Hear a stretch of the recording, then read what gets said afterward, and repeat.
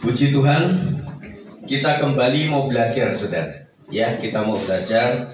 Nah, oleh sebab itu dalam kehidupan kita, ingatlah apa yang kita sampaikan kepada Tuhan melalui janji nazar kita, itu harus ditepati, saudara.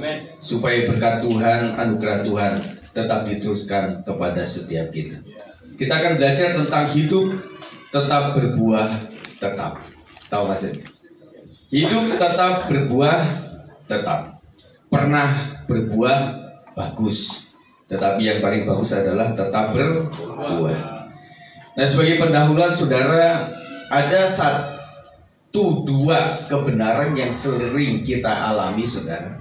Mengenai informasi kebenaran, saudara, kita bisa mendapati informasi kebenaran sebagai knowledge atau ilmu pengetahuan.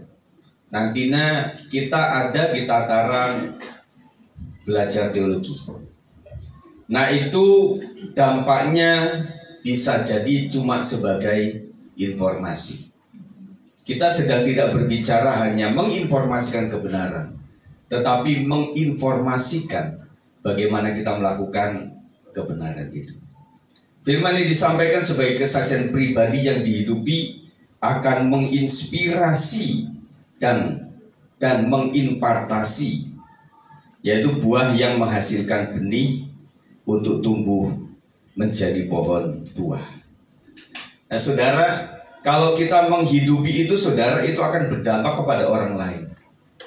Kita akan menjadikan orang lain sebagai orang-orang yang diberkati, tidak dengan mulut kita, tetapi oleh karena buah kehidupan.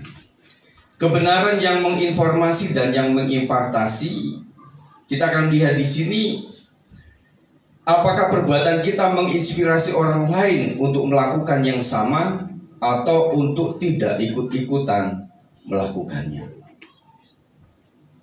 Kita banyak menginspirasi orang lain, saudara, dan kita hidup juga oleh karena inspirasi dari pihak lain. Yang paling menginspirasi awal bagi kita sebagai anak dan juga dalam keluarga adalah orang tua tentunya. Oleh sebab itu, bagaimana anak sampai kepada remaja itu kadang tergantung orang tuanya juga. Ada beberapa yang prosentasenya kecil, tetapi anak bisa tumbuh dengan sendirian. Dalam artian meskipun orang tua bukan Kristen, ada itu, saya menemukan itu. Tetapi rata-rata, saudara, tergantung pada orang tua. Kita melihat bahwa anak-anak tidak mungkin berjalan sendiri ke sebuah gereja. Harus orang tua. Orang kita sudah ngotot ngajak anak saja, saudara, itu sulit, saudara. Betul kan? Itu sulit, saudara. Dan kita melihat bahwa anak-anak yang pernah ada di media sekolah minggu pra-remaja, yang murtad juga ada, saudara. Oleh sebab itu, hati-hati betul bahwa hidup kita itu menginspirasi orang lain. Nah, kita pernah melakukan sesuatu terhadap anak-anak kita dengan sebuah kalimat dan kata. Sekali lagi saya nyatakan bahwa orang itu lebih mengikuti apa yang kita perbuat dibanding apa yang kita katakan. Kita katakan banyak, saudara, sebagai informasi, tetapi kita melakukan apa yang kita katakan sebagai inspirasi dan kita mengimpartasi. Zaman dulu orang tua itu mendoakan anak. Pada zaman Israel itu setiap anak didoakan. Dan itu kita lihat, saudara, di teman-teman kita, warga lain. Ada cium tangan, ada cium pipi, ada cium jidat. Kita pernah nggak melakukan itu? Saya suka sekali ketemu dengan anak-anak kita yang berasal dari sekolah negeri. Mereka biasa untuk melakukan begini, Pak Gembala cium. Tapi saya melihat, saya ada di sebuah pendidikan swasta, nggak ada gitu-gituan. Goblok dari belakang, Pak Sigit apa kabar? Kaget saya. Anak SMA itu kan tangannya gede sekarang itu, apalagi di sekolah swasta kan. Jadi itulah apa yang bisa kita lakukan, saudara. Jadi dengan memberkati anak-anak kita itu memberikan sebuah teladan. Kemudian kita juga mengimpartasikan kuasa atas mereka. Kita nggak bisa tangani anak kita dalam jangkauan hari-hari ini, saudara. Mereka ada di mana, kita ada di mana. Mereka lagi sekolah, kita nyuci. Mereka ada sama teman-teman, kita sedang ada di rumah. Mereka ada bersama teman-teman, kita hadir, mereka lenyap. Anak-anak tidak suka dihadiri oleh orang tua. WA kebuka ketika mereka membutuhkan untuk belanja, transfer duit. Pasca itu WA-nya off lagi. Kita susah untuk menghubunginya, saudara. Kita hanya bisa mendoakan mereka itu, saudara. Nah, tantangan buat kita gambarkan, bayangkan begini, saudara. Bagaimana, apakah hidup kita itu sudah menghidupi firman Tuhan dengan cara seperti itu? Sekarang cukup banyak literasi renungan-renungan yang saudara bisa comot dari mana saja, forward. Dan saya mengakui banyak orang yang meng-forward itu. Saya pun melakukan itu. Saya sudah minta izin kepada Pak Pangeran Barimbing. Renungan dia simple, yang selama ini saya kasih di WA Group itu, kalau nggak ada tulisan khas saya itu dari beliau, saya sudah izin. Dan cukup mengena, simple saja. Ada orang kasih renungan yang panjang lebar, siapa yang baca? Gak ada, orang itu scroll sekali cukup selesai itu. Nah, sekarang tantangannya adalah, coba bayangkan, setiap hari saudara mungkin gak bisa mengkalimatkan, menuliskan seperti saya, tetapi coba bayangkan, katakan sesuatu tentang Tuhan itu seperti apa dalam setiap hari kita. Tuhan Yesus kau baik, umum. Tuhan Yesus kau menyembuhkan, umum. Tetapi yang betul-betul kita terinspirasi oleh karena pengalaman dengan Tuhan. Dan kalau kita tuliskan itu bisa mengimpartasi orang. Tetapi kalau tulisan yang kita ambil adalah tulisan pengalaman orang, itu nggak akan hidup, saudara. Kita hanya membaca sebuah informasi. Tetapi para pemimpin-pemimpin rohani dalam keluarga juga coba bayangkan, hari ini saya akan bercerita tentang Tuhan dalam bentuk kalimat. Itu tentang apa? Nyanyikanlah lagu nyanyian baru dalam mulutku. Kenapa ada seperti itu? Karena setiap hari tentunya ada tuntunan Tuhan yang selalu baru. Pada saat COVID, saudara, saya hampir setiap hari, 2 hari sekali, saya menciptakan lagu. Langsung saya aransemen, langsung saya isi vokal, langsung saya upload hari itu juga. Ada beberapa orang, Pak, bosen lah melihat muka Pak Sigit melulu. Loh, saya pernah kan ngambil video dari luar, itu di-ban, di blog, saudara. Nah, setiap ngambil video orang di blog, di blog. Akhirnya foto saya, siapa yang ngeblok? Iya. Akhirnya terjadinya ya itu aja, udah foto Pak Gem udah begitu aja. Ada orang yang seperti itu statik, tetapi orang dikasih kayak salju turun gitu. Waktu itu salju turun saya cariin nggak ada. Takutnya nanti salju saya turunin di background saya di blok lagi, karena di Indonesia nggak ada salju. Pasti ngambil dari mana kan begitu ya? Mau ngambil dari Gunung Bromo, bakaran sekarang. Jadi saudara bayangkan, kalau kita menghidupi firman Tuhan, oh iya ada pengalaman baru. Sehingga membuat, saya khotbah kata itu selalu ada sebenarnya. Cuma dalam hati kecil, aduh.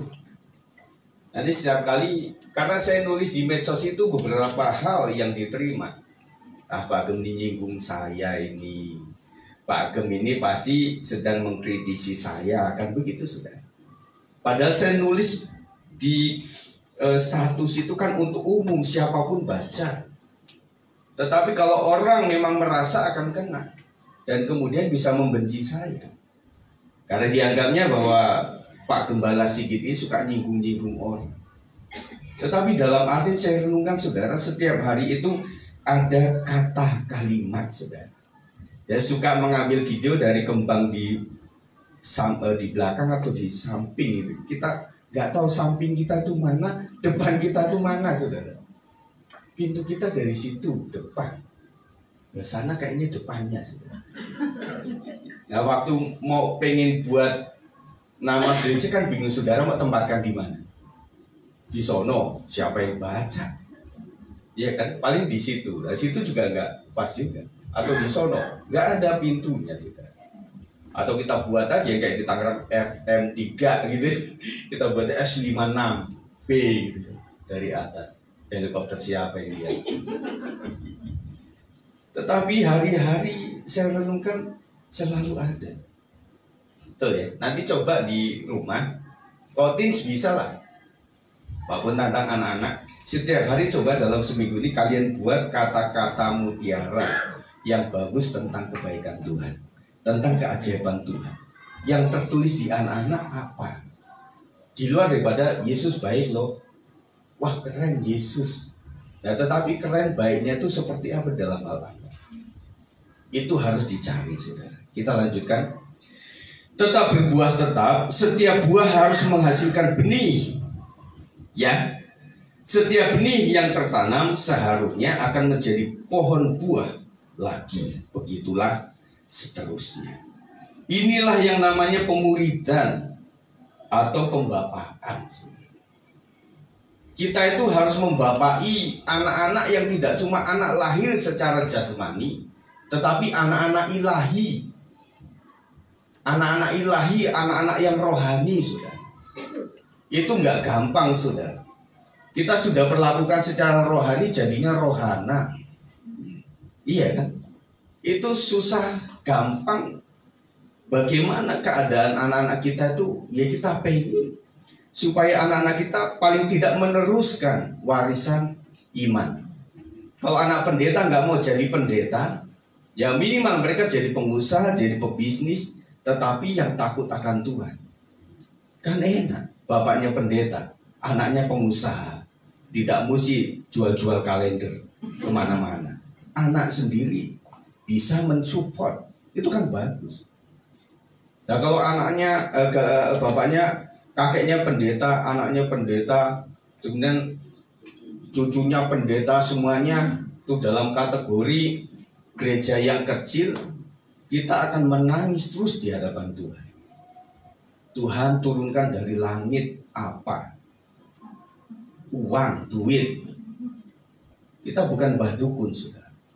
Nah makanya disinilah yang penting adalah firman Tuhan mengatakan permulaan hikmat adalah takut akan Tuhan. Jadi saya melihat orang-orang di luar daripada sebuah pengembalaan atau sebuah tugas rohani, itu yang lebih efektif juga banyak, saudara. Gereja itu membutuhkan para pengusaha untuk mensupport itu. Gereja juga membutuhkan orang-orang yang punya hati untuk misi. Kita butuhkan semua, saudara. Jadi artinya anak-anakku sekalian, kalian tidak mesti sekolah Alkitab dan jadi pendeta, penginjil atau gembala, tetapi melalui usahamu kau bisa menginjili orang tuh. Jadi orang ketika kita dengan apa yang kita tampilkan, tidak usah kita menginjili secara sporadis, orang sudah mengintili kita. Apa itu mengintili, saudara? Itu bahasa Jawa, saudara. Saya sedang jalan, anakku ngintilin. Nah itu mengintili namanya. Gak usah kita secara radikal nginjilin orang. Kalau kita itu jadi berkat, orang ngintilin kita kok. Iya. Ada seseorang yang kami ya waktu itu dari Lampung Tengah itu kita pindah ke Lampung Utara. Kita saudara semuanya ada di Lampung Tengah. Nggak tahu ngintili lagi. Akhirnya datang lagi. Habis itu dari Mulya Asri kita pindah ke Pulung Kencana.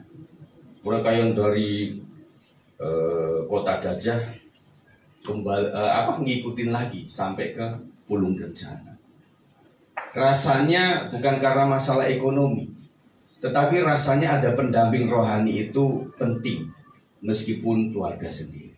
Itu yang kami alami. Jadi orang yang memiliki dampak akan diikuti dimanapun ada. Setuju? Kalau orang berdampak hidupnya, karakternya yang baik, kita nggak usah cari-cari orang, tetapi orang-orang akan mencari kita. Jadi kita itu bisa hidup untuk menjadi berkat. Jadi harus ada pemuridan dan pembapaan. Apa yang kita muridkan selama ini, anak-anak kita, oke, keponakan kita, seisi rumah kita apakah diberkati dengan tindak tanduk dan juga perilaku kita sebagai anak-anak Tuhan. Menghasilkan buah yang tetap, Yohanes 15 ayat 16, bukan kamu yang memilih aku, tetapi akulah yang memilih kamu, dan aku telah menetapkan kamu supaya kamu pergi dan menghasilkan buah, dan buahmu itu tetap. Pergi, hasilkan buah, dan tetap berbuah. Ulangi, 1, 2, 3, pergi, menghasilkan buah, dan tetap berbuah. Kita kadang-kadang sudah pernah berbuah menjadi berkat, tetapi oleh kelulusan zaman kita tidak lagi menjadi berkat. Tetapi firman Tuhan mengatakan kita harus tetap berbuah. Di sini kita lihat Paulus demi jemaat untuk berbuah, Paulus rela tinggal bersama mereka. Filipi 1 ayat 22. Tetapi jika aku harus hidup di dunia ini, itu berarti bagiku bekerja memberi buah. Jadi saudara, kita melayani itu tidak asal, kita tidak asal menjalankan tugas, saudara. Bukan asal Bapak senang ABS, asal gembala senang, tidak. Asal jemaat senang, tidak. Tetapi bagaimana pekerjaan rohani kita memberikan buah impartasi. Ketika kita memimpin jemaat, apakah menerima hadirat Tuhan atau sekedar tontonan saja, saudara? Jadi mana yang harus kupilih, aku tidak tahu. Lanjut, aku didesak dari dua pihak. Yang pertama, aku ingin pergi dan diam bersama-sama dengan Kristus. Itu memang jauh lebih baik. Kadang hamba Tuhan itu di sesi tertentu ini enak ke surga tuh. Saya sudah lumayan 10, 20, 30 tahun melayani pekerjaan Tuhan. Dan saya pengen langsung dapat upah Tuhan. Matikanlah aku Tuhan, matikanku setiap hari. Pengen naik ke surga. Karena kita sudah memberikan yang terbaik, belum tentu diterima seperti itu. Apapun yang kita lakukan kadang membuat kita stres, dan kita pengen jumpa Tuhan. Ketika seorang pendeta hamba Tuhan menghadiri sebuah ibadah penghiburan, dalam hati cuma aduh, kenapa dia duluan, kenapa enggak saya? Aduh Tuhan, bunuh diri ya juga malah masuk neraka. Minta sakit ya salah, minta mati juga salah. Akhirnya nikmati hidup di dalam segala perjuangan. Paulus bilang, itu lebih baik kalau aku dipanggil Tuhan, langsung ketemu Kristus. Tetapi selanjutnya, tetapi lebih perlu untuk tinggal di dunia ini karena kamu. Makanya kalau para hamba Tuhan awet hidup, itu karena untuk jemaat. Bapak Ibu doakan gembala untuk apa? Awet hidup atau cepat mati? Oh, gembalanya agak suka kritik, suka nyinggung Tuhan, cepatkanlah. Kan begitu saudara. Ya, kalau lagi gembala lagi baik-baik, oh Tuhan panjangkan umurnya. Dan dalam keyakinan ini tahukah aku akan tinggal dan akan bersama-sama lagi dengan kamu sekalian, supaya kamu makin maju dan bersukacita dalam iman. Jadi apapun tujuan seorang gembala, itu pengen jemaatnya maju, bukan mundur.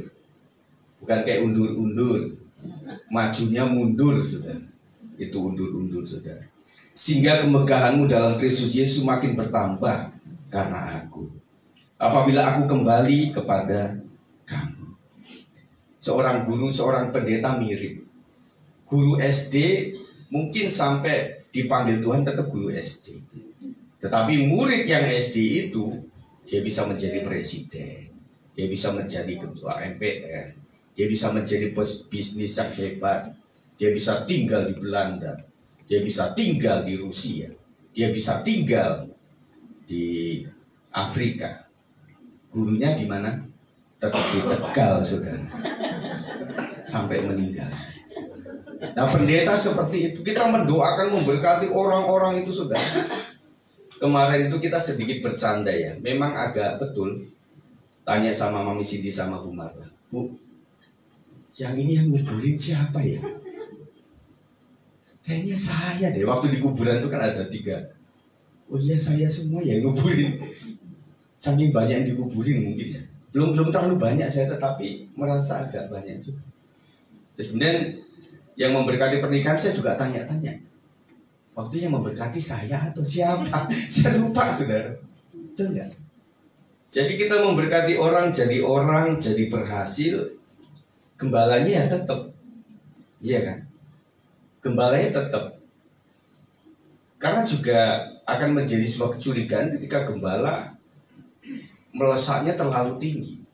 Melayani setahun mobilnya baru, melayani 2 tahun rumahnya baru, melayani 3 tahun beli villa, melayani 4 tahun kapal pesiar, 5 tahun langsung beli helikopter. Ini apa? Makanya hamba Tuhan itu kadang-kadang dibuatlah seperti itu supaya kemuliaannya hanya karena anugerah Tuhan. Ya kan? Saya pernah tuliskan itu. Jadi kemuliaan seorang hamba Tuhan full timer itu apa? Anugerah saja. Kemuliaannya hanya anugerah. Iya kan? Baju dari jemaat, beras dari jemaat. Yang membuat kita nggak bisa sombong. Agak mental, Pak, hati-hati Pak, itu saya yang kasih loh Pak. Nggak bisa sombong saya itu. Pakai gini-gini, itu duit dari mana itu Pak? Dalam arti sakit sih. Tapi ya itulah membuat kita itu, kami itu, ya kita bisa bermegah oleh karena Tuhan.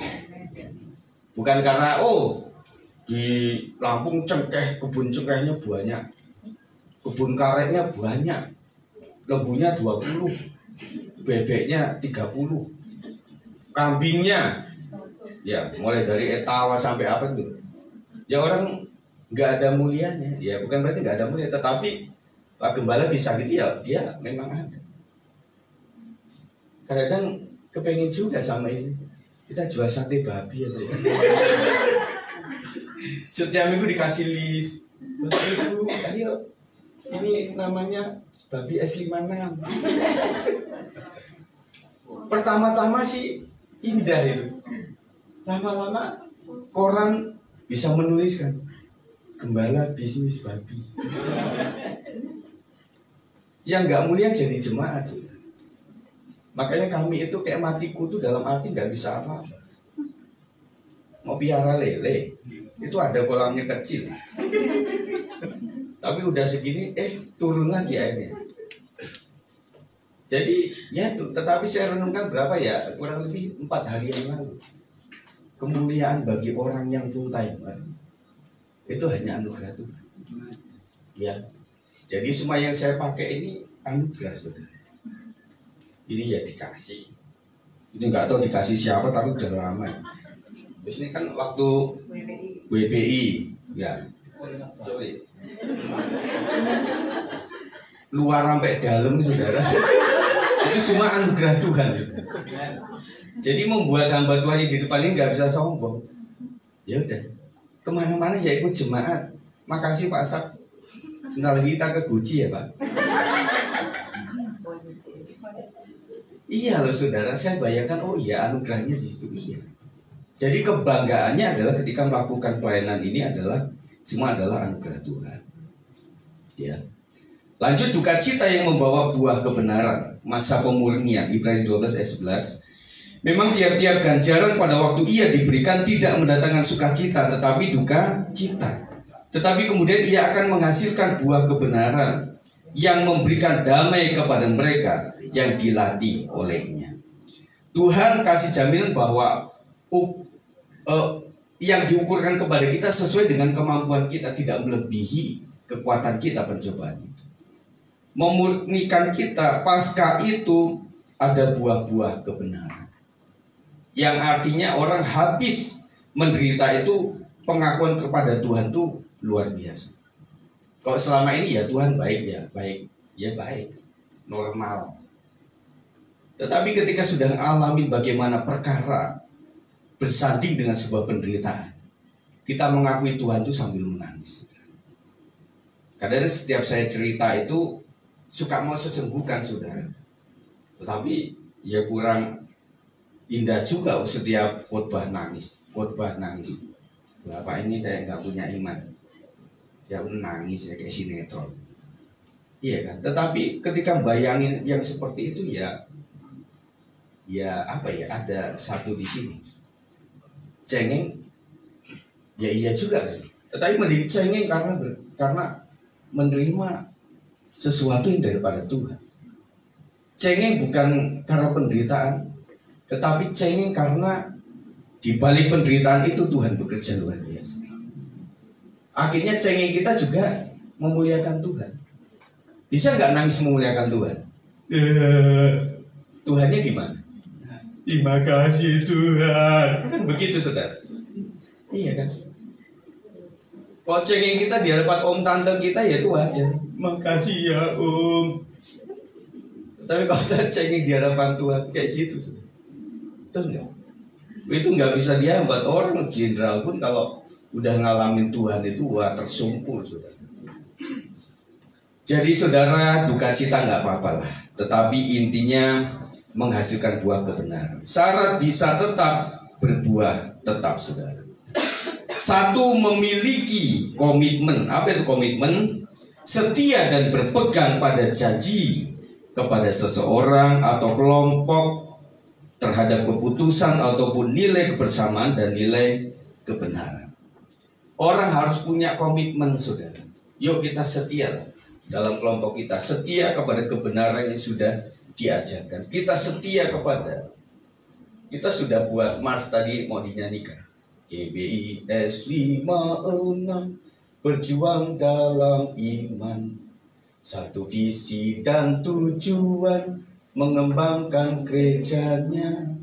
GBIS 56 beriman pasti bisa lewati semua rintangan beserta kita. Komit kita di situ. Ketika ada sebuah visi kayak gini, ini kan seperti lagu kebangsaan kita, saudara. Seharusnya. Ini saya ciptakan pada saat kita bergumul untuk perpindahan dan sebagainya, untuk memberikan patriotisme, saudara. Rakyat Surabaya oleh pidato Bung Tomo itu membuat membara untuk berjuang terus. Setiap kita nyanyikan lagu itu menginspirasi kita, komit kita berjuang dengan penyertaan Tuhan, pasti bisa. Setia dan berpegang pada janji. Yang kedua adalah tetap mengarah pada tujuan hidup. Filipi 3:14 mengatakan 1, 2, 3 dan berlari-lari kepada tujuan untuk memperoleh hadiah, yaitu panggilan surgawi dari Allah dalam Kristus Yesus. Jadi saudara, tujuan hidup kita adalah untuk hadiah. Yes, tetapi hadiah itu adalah panggilan surgawi. Hadiah di kekekalan. Di dunia kita berjuang untuk mencapai hadiah, mahkota, upah. Dapatnya adalah di kekekalan. Kalau hari ini kita dapat kemuliaan, itu adalah bonus. Carilah kerajaan Allah dan kebenaran, maka semuanya akan ditambahkan padamu. Carilah kerajaan Allah. Libatkan Allah di dalam bisnis usaha kita, maka Tuhan membuat unlimited. Tetapi kalau kita dalam proyek betul-betul kita saja, demi saya, demi keluarga, dan demi apapun saudara, maka sebatas cukup saja bagi anak-anak Tuhan. Tetapi kalau kita berpikir Tuhan dengan rumah yang gede, semoga bisa konsep.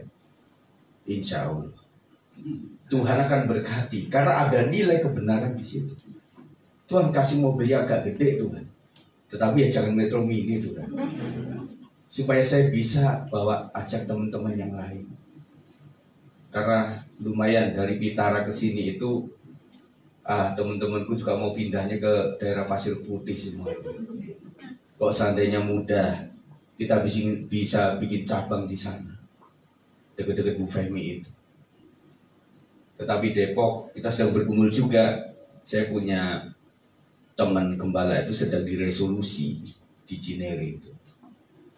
Kemarin sudah di demo. Karena cari tempat susah. Tempat yang lama sudah tidak bisa dilanjutkan, akhirnya pindah tempat. Nggak mudah. Ya, kita masih bersyukur loh ya. Untuk itu kalau sudah masih ada gereja yang buka, dan kita harus setia. 1 Timotius 1 ayat 6, tetapi ada orang yang tidak sampai pada tujuan itu dan yang sesat dalam omongan yang sia-sia. Orang sesat itu, kebenaran sesat itu adalah tidak semuanya sesat. Sesat itu cuma sebagian kecil dari kebenaran. Itu sesat.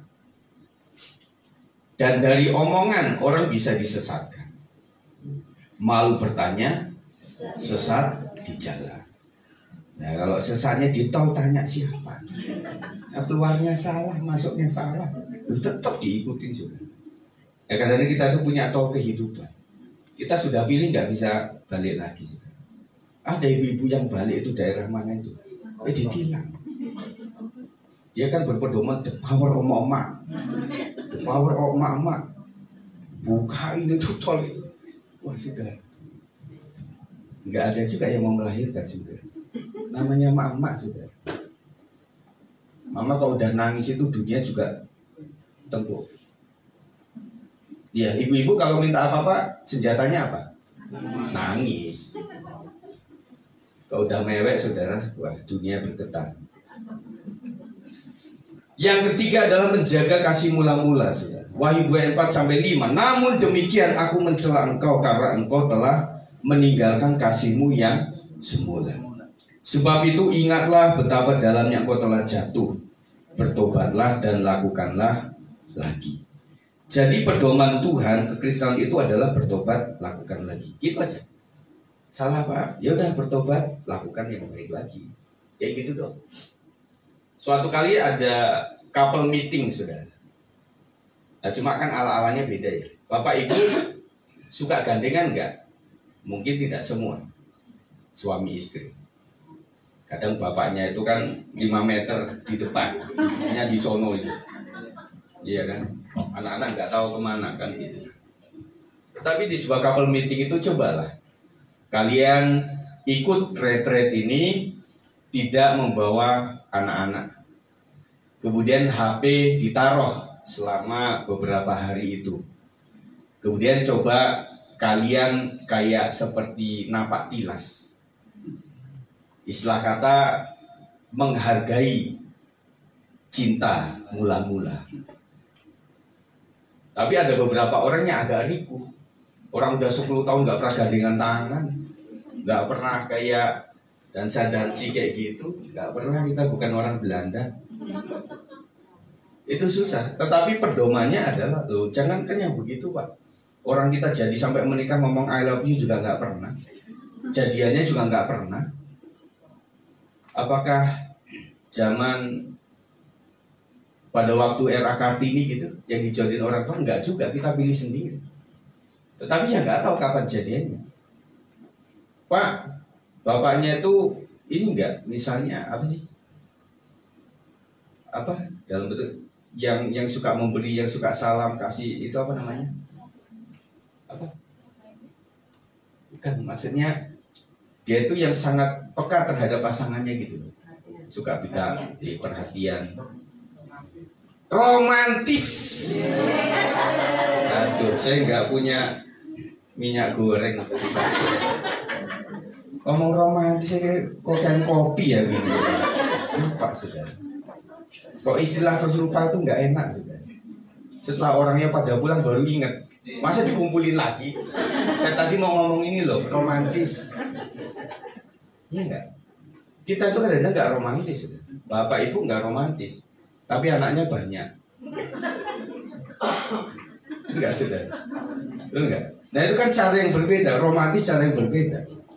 Kita kan mengikuti firman Tuhan. Beranak cucu lah. Dan penuhi bumi. Tapi enggak romantis. Jadi nama couple meeting itu dicoba supaya kembalilah Bu saling mencintai. Begitu ya. Ya lucu lah. Orangnya nggak pernah begitu. Nah kalau para leadernya sudah melakukan itu berapa sesi.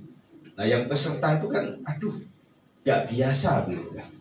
Tetapi intinya saudara sekalian, untuk kembali kepada kasih mula-mula itu ternyata ada beberapa orang yang membutuhkan media ya. Media itu bisa berupa foto. Media itu bisa berupa, kalau zaman dulu di pohon randu kita namanya misalnya siapa Sigit, terus siapa Astrid, kasih tanda ini tuh panah dan gitu. Pohon randunya ditebang hilang. Tuh di bot tuh di jembatan yang ada itu ditulisin I love you, I love you, I love you. Ini adalah saksi. Botnya dipugar jadi jembatan bagus, hilang juga. Itu enggak saudara? Jadi itu mengingat kayak gitu. Paling tidak adalah waktu kita pacaran di mana dulu ya? Oh di warteg itu, oh wartegnya udah digusur. Atau di mana? Di tempat-tempat di Kota Tua atau di mana? Di apa? Di Monas begitu ya. Itu membuat kita itu kembali bersemi, bukan CLBK tetapi bersemi lagi gitu. Nah kalau kita secara rohani ya ingatlah bagaimana bentuk rumah ini adalah anugerah Tuhan. Kita semakin mencintai Tuhan. Kita melihat bapaknya meskipun seperti apa ya masih sehat, masih mau makan. Ya saudara, waktu kecil kita banyak makan dimarahin dulu. Nah zaman sekarang anak suruh makan sampai dimarahin. Dek, Mas Murung mangan. Enggak jadi, dibalikin lagi kan di nasi tiwolnya itu. Si ibu udah ini pokoknya di satu-satu gitu, mangkok sama mangkok gitu. Nah kita orang kampung kan mesti banyak makan. Kurang habis melupu, habis cari rumput, cari ikan, saudara. Saya pernah mancing, saudara, dapat ikan satu langsung pulang, senengnya minta ampun. Waktu saya pancing ikannya gede, saudara, nyampe rumah kok kisut, kecil. Ya digoreng jadi kecil, gede, wes mulai. Cuma dibagi sekeluarga nggak bisa, saudara. Iya kan? Yang paling gaya itu ikan cetul, yang kecil-kecil kayak gitu. Aduh, saudara. Jadi itulah sebuah kenangan. Jadi ketika saya ketemu sama bapak itu ya ada kenangan kayak gitu. Ya, waktu saya diajak dari Lampung Utara ke Lampung Tengah itu naik sepeda. Bukan motor, kayak bebek gitu. So tahu. Sepeda lagi habis itu ini apa itunya itu dikasih jari, habis itu di itu. Klub gitu. Ya, lama-lama kan semakin gini. Iya kan? Pernah kan kayak gitu. Kring-kring gitu. Habis itu ada di bawah pohon. Di situ makam, kita buka rantangan di situ. Waktu ketemu saya suka bilang sama bapak, Pak kita napak tilas ya. Iya tapi jangan naik sepeda ya. Nanti ambulan datang. Pengen gitu ya, tapi belum terlaksana karena apa? Yang pertama pohonnya udah ditebang. Yang kedua itu makam udah luas, nggak tahu kemarin kita ada di mana. Terus saya pernah saudara naik motor itu ya, ini cerita kawan nggak apa-apa. Jadi saya mau ke Teluk Betung pagi-pagi saudara, kan dini hari gitu ya, kebelet saudara. Habis itu ada kali kan. Nah kali agak nggak kelihatan begitu, airnya cetek. Bagaimana caranya gitu? Nah di situ kayak ada kayu gitu ya kayak gitu. Itu nggak taunya kalau tempat itu kan ada yang diputer itu kan di tempat itu. Nah itu bisa naik, bisa turun gitu. Saya pegang plak oli. Itu langsung kencang tanganku. Ceboke piye? Oke sampai Teluk Betung gini aja. Aduh saudara. Nah dengan begitu itu kita tahu bahwa mengikut Tuhan itu banyak pernak-pernik yang membuat dia teringat saudara bahwa pelayanan itu luar biasa gitu. Jadi aktivitas kami sama Bapak itu selalu dalam rangka pelayanan, bukan jualan dan sebagainya. Terus kemudian ada di Gunung Batu Plantation gitu, Gunung Batu Plantation itu yang pabrik gula itu kan. Kita ada punya cabang di situ. Nah itu jalan kan tebu-tebu, habis itu pasti nggak aspal, situ pasti tanah kan. Nah waktu masuk itu sore-sore, siang itu nggak hujan. Nah waktu pulangnya hujan, itu derensep gitu kan, karena dia itu udah penuh dengan becek air tanah air.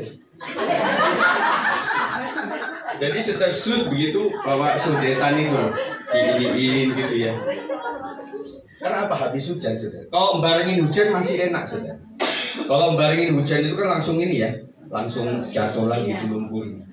Tetapi kalau enggak sudah, itu jauh sudah. Terus kemudian motor kami itu motor Yamaha 70. Yang dulu ada Honda 80-nya, nah yang 70-nya. Oh iya. Jadi benar-benar ketika melihat dan menyaksikan itu, aduh, luar biasa. Nanti disambung ya ceritanya. Malu saya. Kita lanjutkan saudara, yang keempat adalah tidak mudah terpengaruh. Efesus 4 ayat 14 mengatakan sehingga kita bukan lagi anak-anak yang diombang-ambingkan oleh rupa-rupa angin pengajaran, oleh permainan palsu manusia dalam kelicikan mereka yang menyesatkan. Saudara, buat orang-orang dewasa rohani, kita mau diperlihatkan apa, kita mau dipajain apa, kita mau dikasih tontonan apa, iman kita tidak akan terpengaruh. Mau film apapun lah, buat kita nggak terpengaruh. Mau Alkitab diinjek-injek, mau gereja dibakar, kita nggak terpengaruh. Karena kita memiliki mental rohani yang kuat.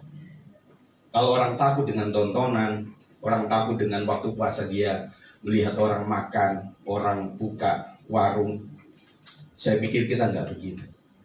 Orang mau kasih ajaran seperti apapun juga, kalau kita sudah bertumbuh dalam iman, kita tidak akan disesatkan. Yang kelima, bertumbuh dalam iman.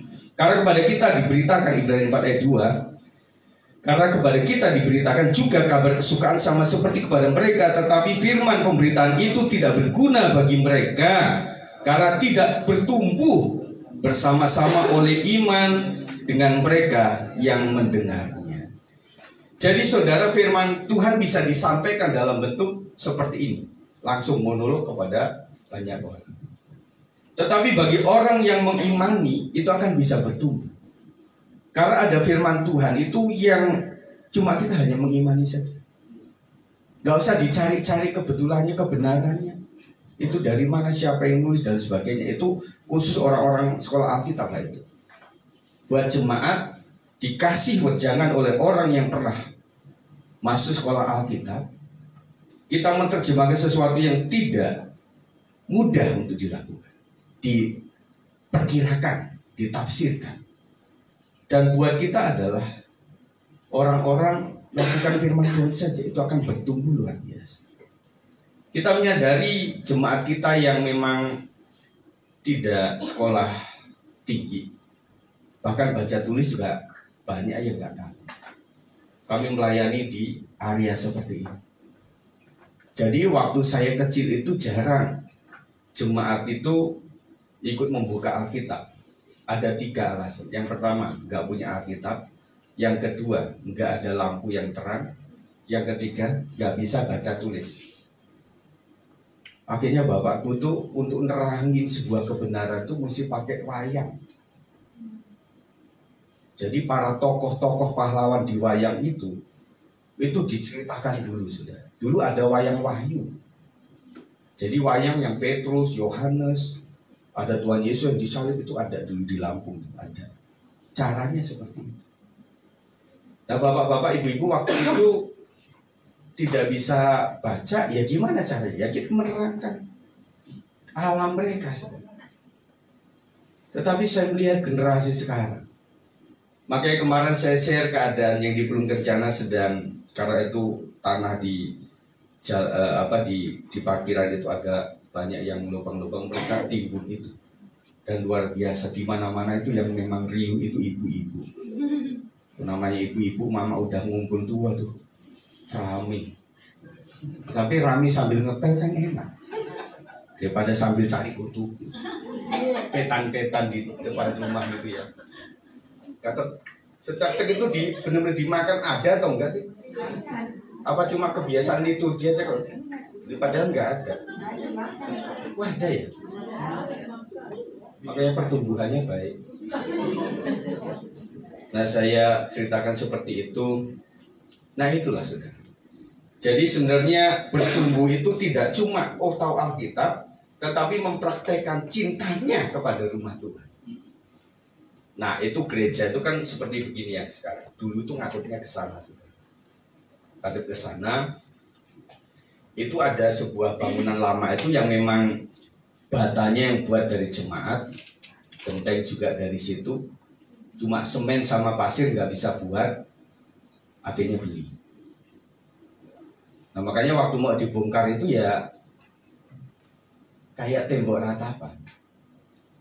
Jadi ini ada sebuah perjuangan yang membangun ini, bagaimana kita setiap habis doa hari Kamis pakai petromah ya.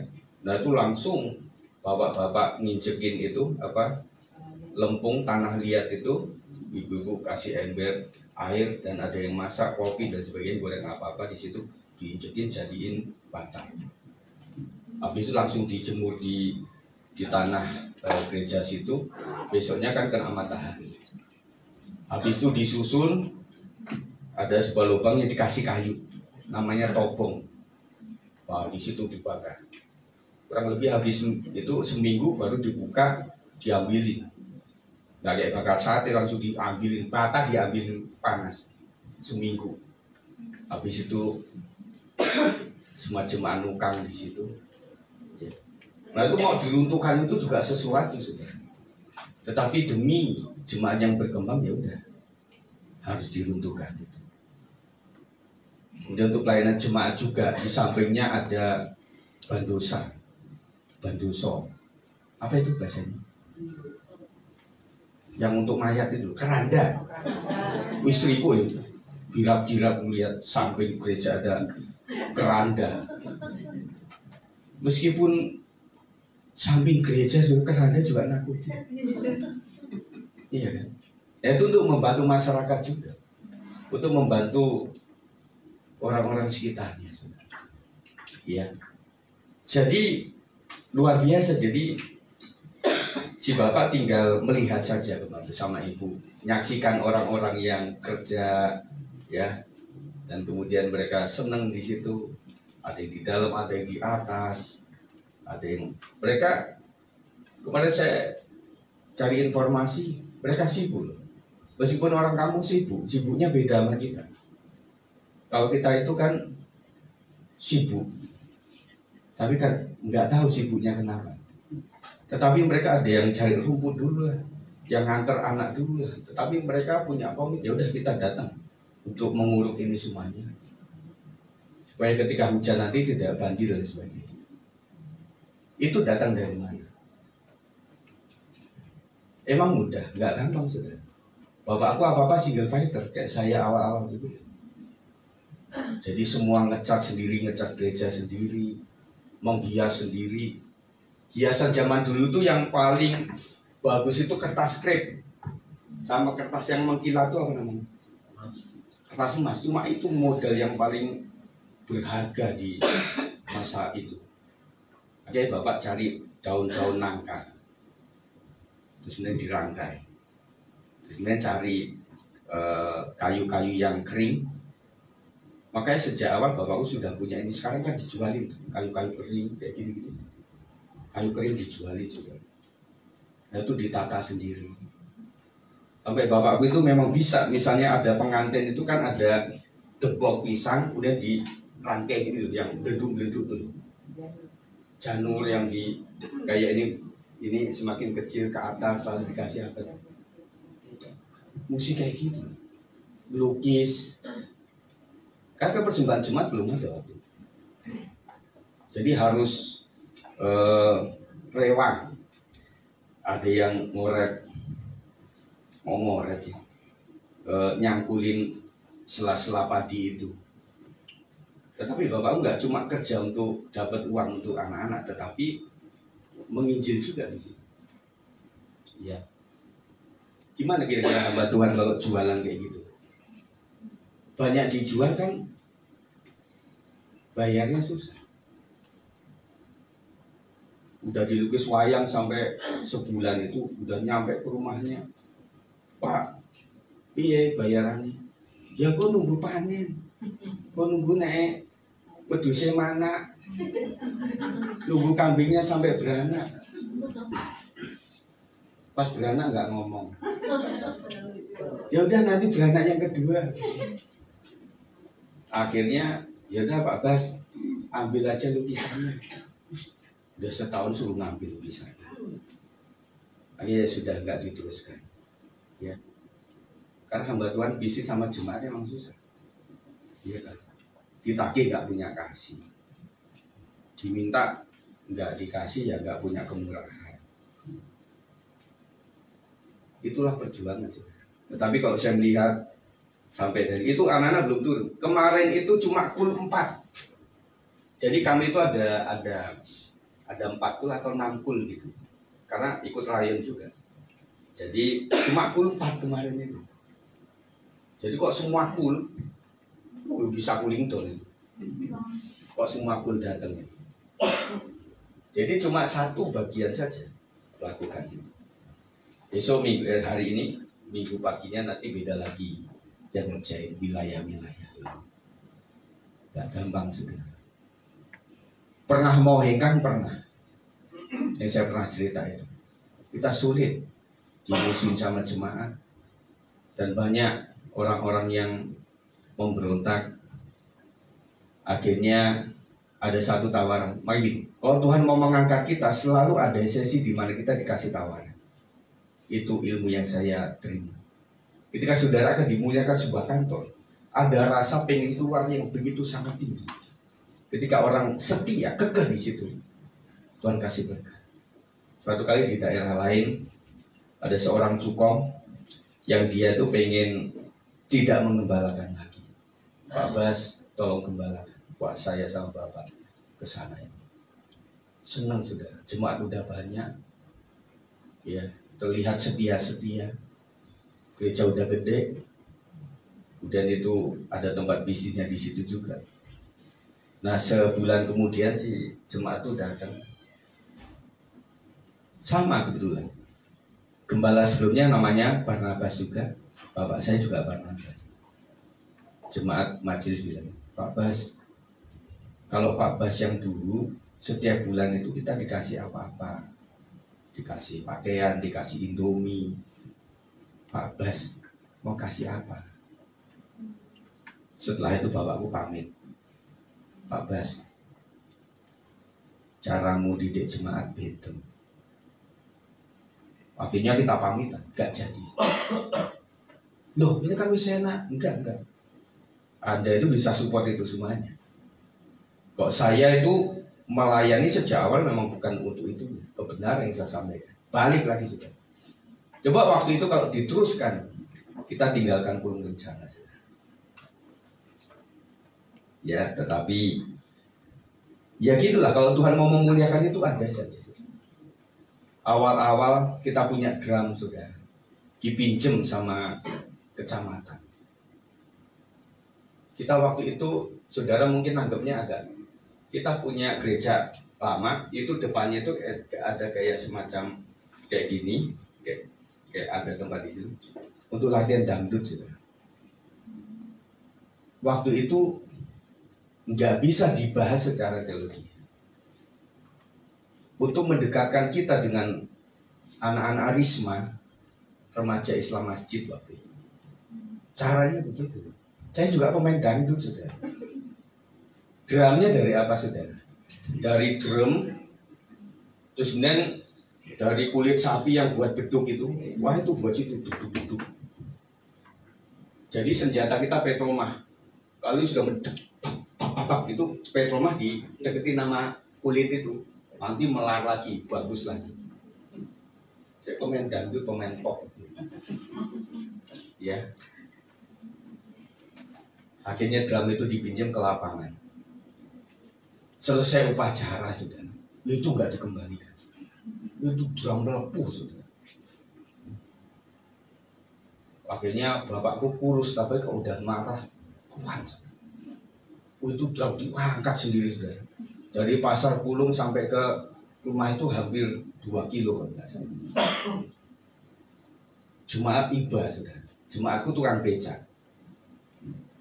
Pak, dinaikkan becak. Ora. Begitu sudah. Namanya orang Madiun. Kok sudah itu ora pokoknya sampai rumah. Kita anak-anaknya ngambil ininya simbalnya.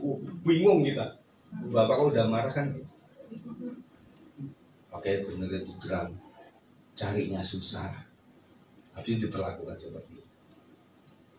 Ya, nggak gampang tuh. Oke, jangan jadi gembala. Jangan jadi pendeta. Tetapi habis itu memang luar biasa. Jadi Bapak Ibu begitu dekat sama Pemda di situ. Itu buahnya sih. Makanya saudara sekalian, kita nggak bisa cepet-cepet kalau sama Tuhan. Kita butuh diproses. Kalau kita sudah layak untuk menerima berkat, kita nggak usah teriak-teriak Tuhan akan berkati. Itu yang penting saudara. Aktifkan para penjaga rohani. Taatilah, Ibrani 13:17. Taatilah pemimpin-pemimpinmu dan tunduklah kepada mereka, sebab mereka berjaga-jaga atas jiwamu, sebagai orang-orang yang harus bertanggung jawab atasnya. Jadi saudara, bapak rohani itu ya mirip sebagai bapak-bapak dalam rumah tangga, ibu-ibu dalam rumah tangga. Jadi seorang bapak tidak mungkinlah melakukan segala sesuatu untuk menyakiti, mengorbankan anak-anak, tidak. Cuma misinformasi. Anak per anak tentunya punya persepsi aku dan kamu atau dan dia. Tetapi kalau gembala, pembina rohani itu aku dan anak-anakku yang begitu banyak. Bagaimana Bapak Ibu Saudara mengatur supaya mereka nggak berantem, itu nggak gampang. Karena ketika kecil anak-anak berantem terus, itu sampai tua pun akan berantem. Warisan lah. Karena anak-anak kecil kalau umurnya sudah 60 tahun terhadap orang tuanya tetap sebagai anak. Meskipun sudah pakai teken sudah. Kalau dia terhadap kandung yang lain tetap aja marahan itu terjadi. Akhirnya kita olah begitu. Jadi wait and see-nya seorang bapak rohani itu kadang-kadang susah untuk diselami. Jadi ada hal-hal yang kita hanya ikut kairosnya Tuhan. Kadang kami nggak bisa membela di sesi tertentu. Ya udah terserah Tuhan nanti yang membuka semuanya. Tetapi indah pada waktunya. Yang terakhir dari sebelum 8, tetap dalam komunitas rohani. Ibrani 12:15. Jagalah supaya jangan ada seorang pun menjauhkan diri dari kasih karunia Allah, agar jangan tumbuh akar yang pahit yang menimbulkan kerusuhan dan yang mencemarkan banyak orang. Survei saya membuktikan orang yang memang ada di sebuah kelompok-kelompok lain itu secara sosialita bagus, dia ada di mana-mana. Tetapi secara mental kesan membandingkan itu selalu ada. Dan saya melihat bahwa orang yang tetap stay apapun itu lebih terjaga hati, jauh daripada akar yang pahit. Seperti saya umpamakan waktu itu, ketika saya mulai bertandang ke rumah saudara, dimasakin menurut saya enak, itu semakin saya ogah pulang ke rumah. Sampai saya bawa baju celana saya ke rumah saudara, tante lah. Sampai bapak ibuku juga sakit semua. Ini anak ini kenapa ya? Oh iya, di rumah itu makanannya tiwul, sawut, gaplek, gatot. Tetapi di rumah tante itu kadang-kadang ada nasi putihnya. Kami nggak punya sawah, mereka punya. Itu bedanya. Akhirnya membanding-bandingkan. Dan hatinya pahit. Memberontak jadinya. Tetapi untungnya cepat saudara, saya sadar waktu itu. Balik lagi. Kayak orang pure saudara. Kayak orang diusir padahal. Oleh sebab itu, Bapak Ibu Saudara sekalian, di tempat lain mungkin lebih menjanjikan. Tetapi untuk kita stay di satu lokal, itu menjagai hati kita.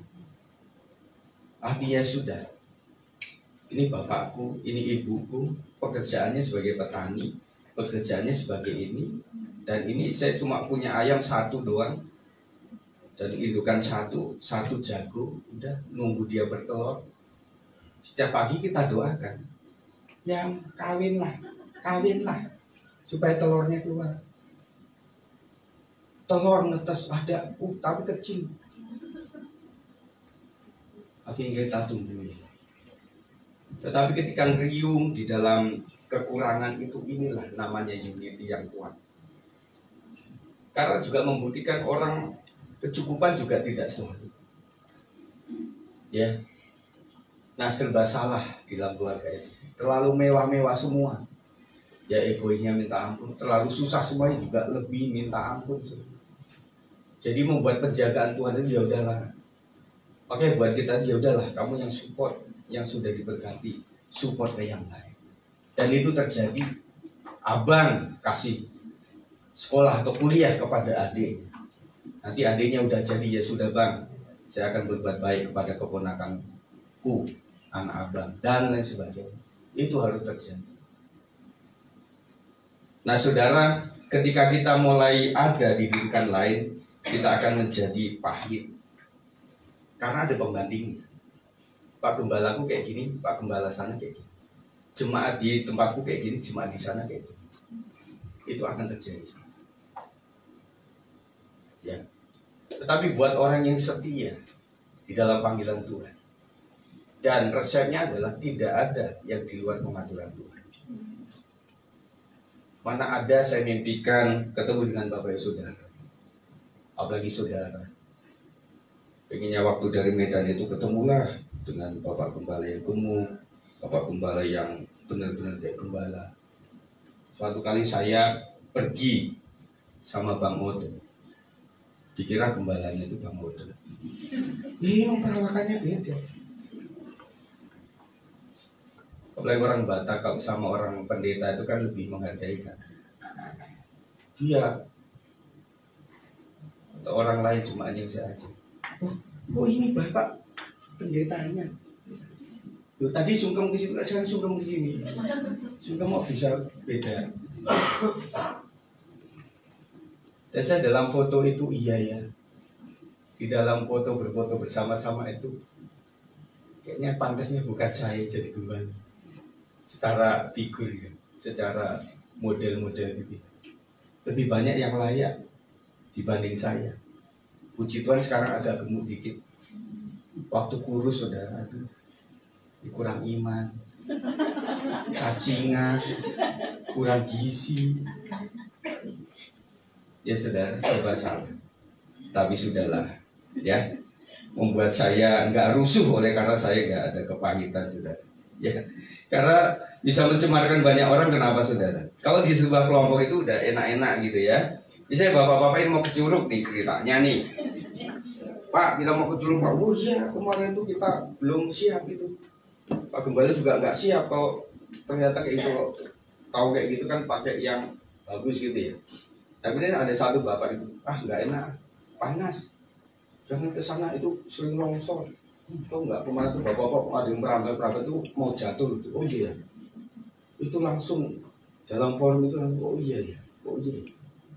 Tragis ya. Jadi orang yang pahit hati itu dia sendiri mengalami itu, tetapi bisa menyebarkan banyak. Makanya Paulus bilang, kalau punya tim rohani yang nggak punya iman jangan ikut aku untuk mendoakan orang. Kita juga begitu. Kita mau mendoakan orang nih. Kau beriman nggak? Kita mau menjalankan ini program kita. Kau punya iman atau enggak? Jadi sampai Gideon itu 7 orang-orang yang sampai betul-betul pilihan karena buat Tuhan, bukan berdasarkan banyak orang, tetapi dengan sedikit orang pun dengan kekuatan Tuhan kita sambut. Amin.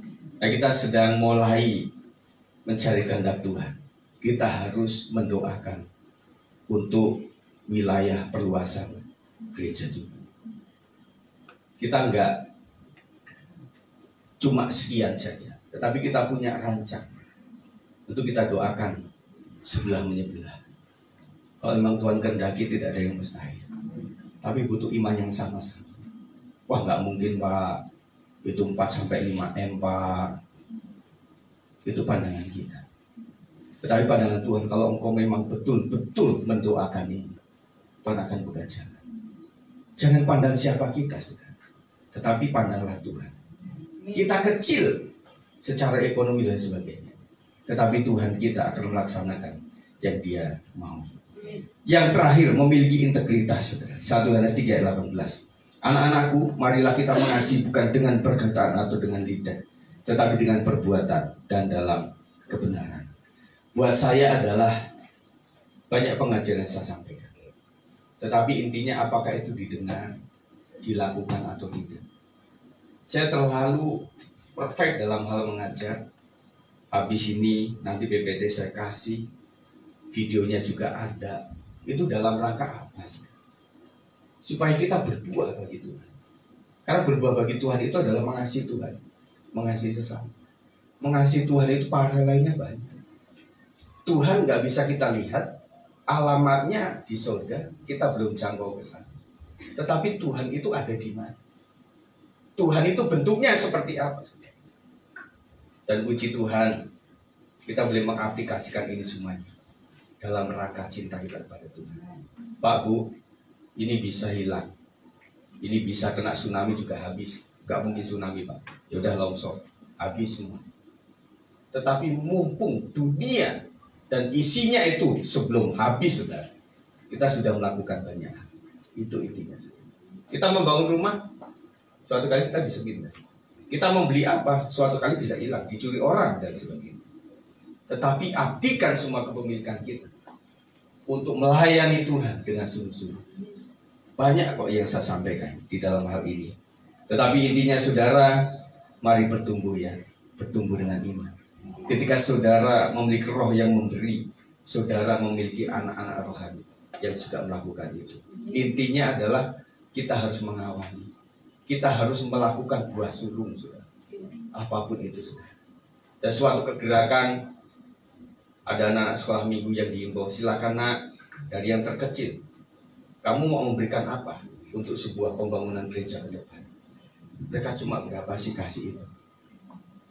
Yang kedua, ada seorang anak dalam gambaran visual orang India itu, di mana di jalan besar itu kemudian ada pohon tumbang, dan semua orang hanya stay di mobil, hanya tantin, nggak merubah apa. Tetapi ada anak kecil yang dia keluar dari mobil, kemudian dia mencoba angkat pohon itu. Anak kecil tahu persis, saya nggak akan sanggup mengangkat itu. Tetapi dengan begitu orang lagi lihat, akhirnya pada turun dari mobil, akhirnya banyak orang dewasa yang ikut mengangkat mobil. Siapa yang berjasa? Semua orang berjasa. Tetapi lebih berjasa orang yang memulai. Anak nggak punya kemampuan. Kita juga begitu, sudah. Kita berperkara dengan Tuhan. Kita lakukan apa yang bisa kita lakukan. Mari para pemain musik. Selanjutnya Tuhan yang akan melakukannya.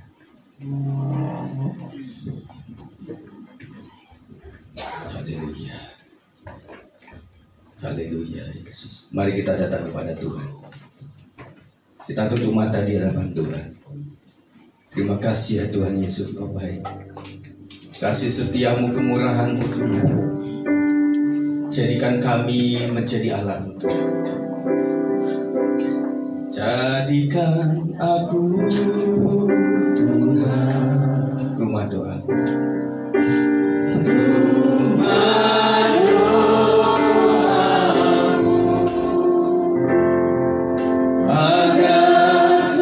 kasih Tuhan.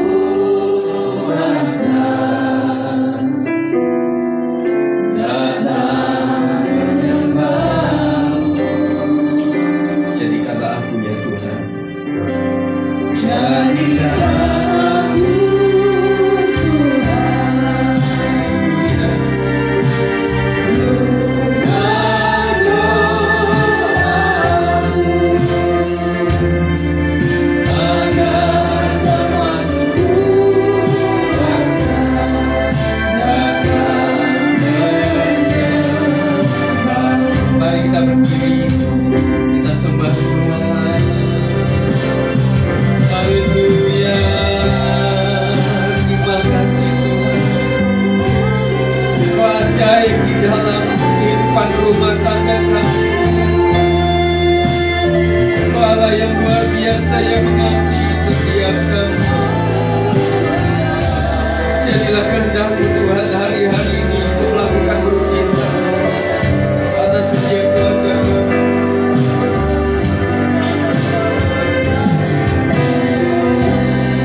Haleluya, Yesus Tuhan. Mari temui Tuhan. Terima kasih ya Tuhan Yesus, kami boleh ada sebagai hamba. Semua karena anugerah-Mu saja.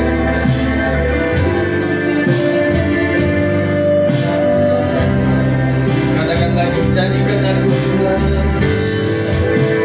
Jadikan aku doa.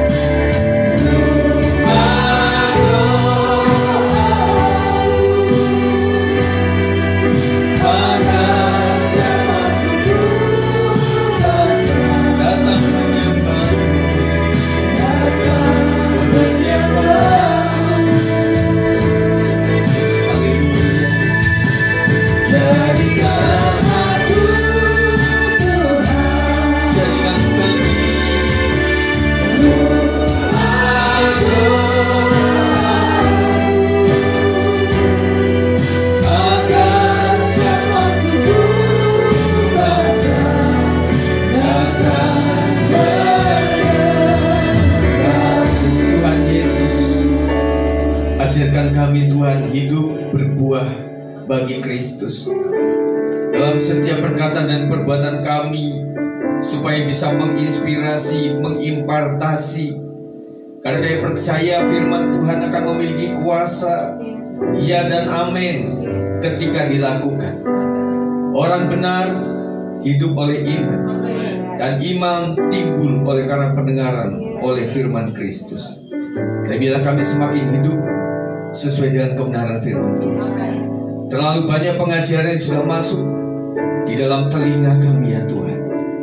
Tetapi PR yang besar adalah ajar kami bisa melakukannya Tuhan, supaya kami tumbuh mengalami Tuhan.